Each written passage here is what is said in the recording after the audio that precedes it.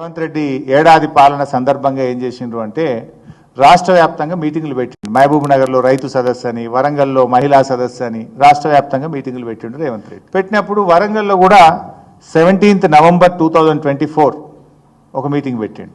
ఏడాది పాలన సందర్భంగా 17th November 2024 మీటింగ్ పెట్టి ఈ మహిళలకు నేను 2042 మంది మహిళలు చనిపోయినరు, వాళ్లకు 39 కోట్ల రూపాయల చెక్ 39 కోట్ల రూపాయల చెక్ ఇస్తున్నా అని చెప్పి రేవంత్ రెడ్డి గారు 35 కోట్ల రూపాయలు చెక్ ఇస్తున్నా అని చెక్ ఇచ్చాడు. ఎప్పుడు ఇది 17th November 2024 35 కోట్ల రూపాయలు చెక్ ఇచ్చాడు.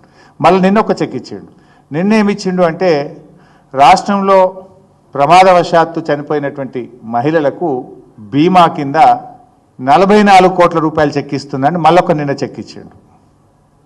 అంటే అది నవంబర్ 2024 ఇచ్చింది 35 కోట్లు.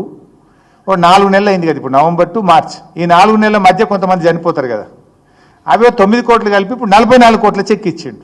అంటే పాత చెక్కు పాస్ కాలే, పాత చెక్ అట్లే ఉంది, ఇప్పుడు కొత్త చెక్ ఇచ్చిండు.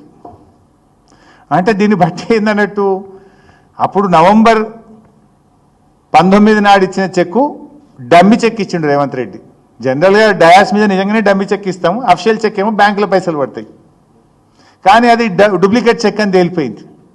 మళ్ళీ ఇప్పుడు ఒక చెక్ ఇచ్చిండు 44 కోట్ల రూపాయలకి, ఇప్పుడు మళ్ళీ ఒక చెక్ ఇచ్చిండు.